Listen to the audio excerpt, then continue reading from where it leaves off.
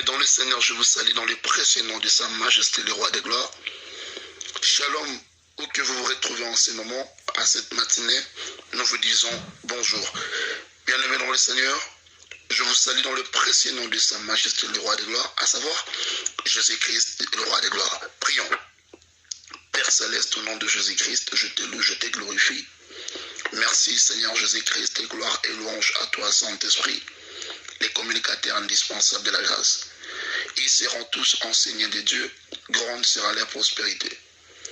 Père, nous venons te prier parce que tu es le véritable.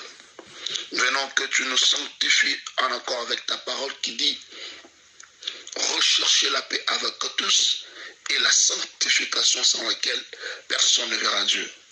Pardonne nos péchés, pardonne nos iniquités.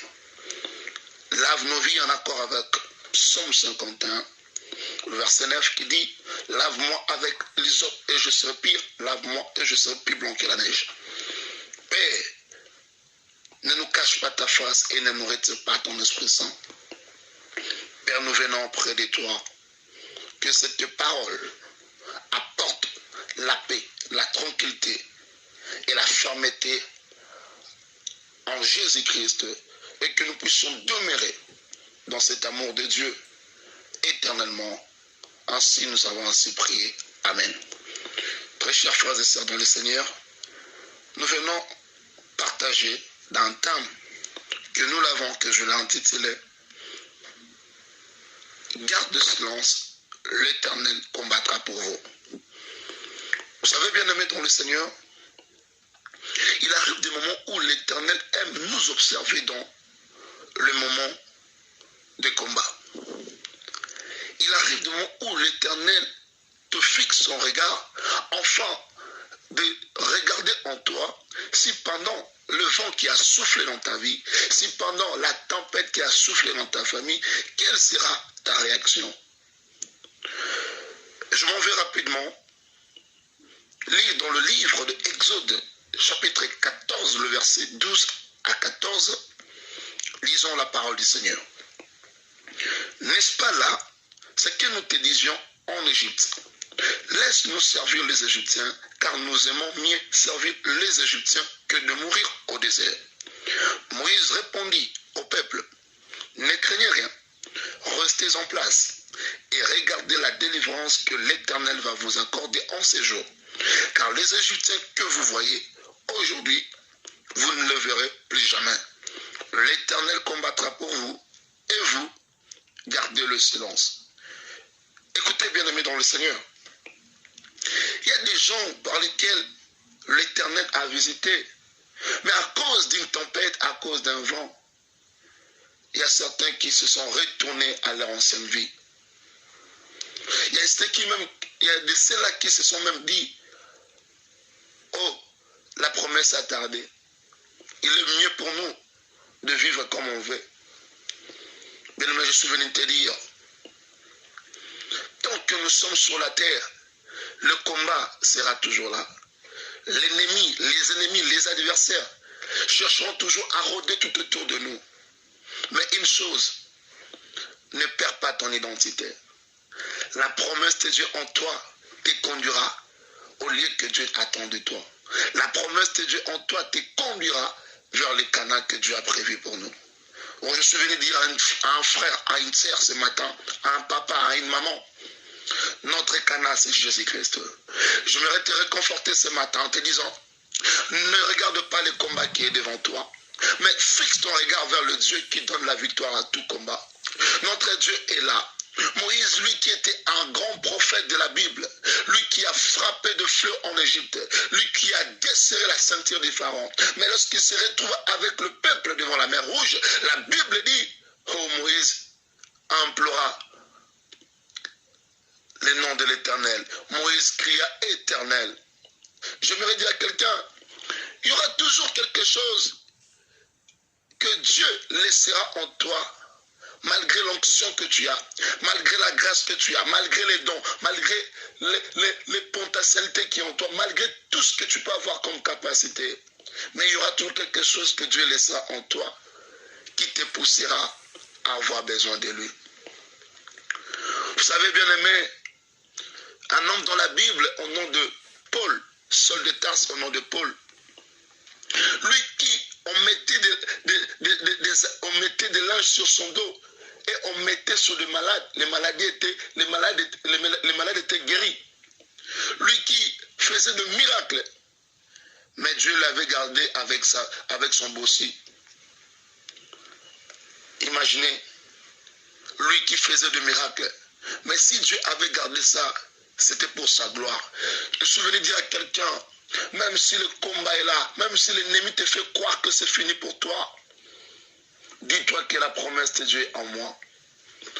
Gardez silence. Garder silence, cela veut dire de ne pas s'inquiéter. Garder silence, c'est être focalisé sur la voix de Dieu. Garder silence, c'est être focalisé sur ce que Dieu t'avait parlé. Qu'est-ce que Dieu t'avait dit que tu veux te perdre aujourd'hui? Voilà que le pays, rien ne va plus. Voilà que là où tu habites, tout va mal. Mais souviens-toi de la promesse de Dieu, qu'il te fera sortir de là où tu es pour t'amener de où que tu te retrouveras. Mais à cause des tempêtes et des vents qui se créent devant ton chemin, tu commences à oublier la promesse de Dieu. Mon frère, ma soeur, n'oublie pas la promesse de Dieu. Rien n'a pu empêcher à Paul, malgré qu'il avait ce qu'on appelait le bossu, mais il était un homme puissant. Pourquoi? Parce qu'il avait compris que ce qui était dans ce dos ne pouvait pas être un obstacle. Mais il y a peut-être une chance que tu es en train de transporter avec toi, que tu te dis que tu n'y arriveras pas. Laisse-moi te dire, cette famille que Dieu t'a donnée, vous finirez par y arriver jusqu'au bout. Les enfants que Dieu t'a donnés, les enfants de tes oncles, de tes tantes que tu es en train de scolariser, de faire manger, de vêtir, sache que vous finirez toujours par y arriver. Garder silence, c'est de ne pas faire le bruit lorsqu'on est dans le combat. C'est être focalisé sur le secours qui ne vient ni de l'Orient, ni de l'Occident. J'insiste encore ce matin. Gardez silence. L'Éternel combattra pour vous.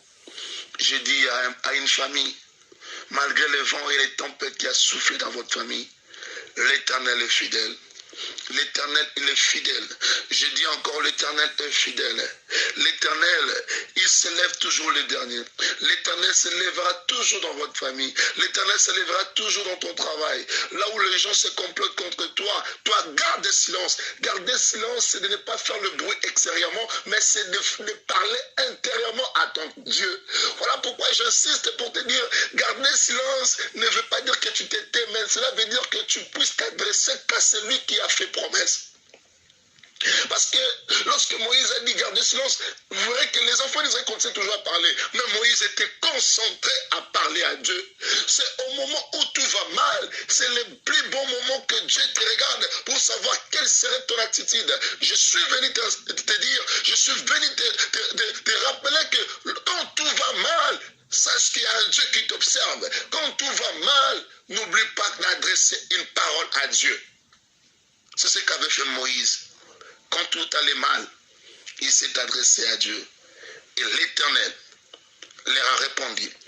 Et l'Éternel a dit dans sa parole, pourquoi s'écrit, parle aux enfants d'Israël et qu'ils marchent.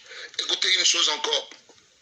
L'Éternel dit à Moïse, pourquoi s'écrit, dans le verset 15, parle aux enfants d'Israël et qu'ils marchent. Imaginez un peu que derrière c'est le soldat du Pharaon qui avance pour empêcher le départ des enfants d'Israël. Et devant, il y a l'obstacle qu'on appelle la mer Rouge. Mais écoutez ce que Dieu leur dit, qu'ils se lèvent et qu'ils marchent. J'aimerais dire à quelqu'un, lorsque Dieu te fait la promesse, arrête de regarder à gauche ou à droite.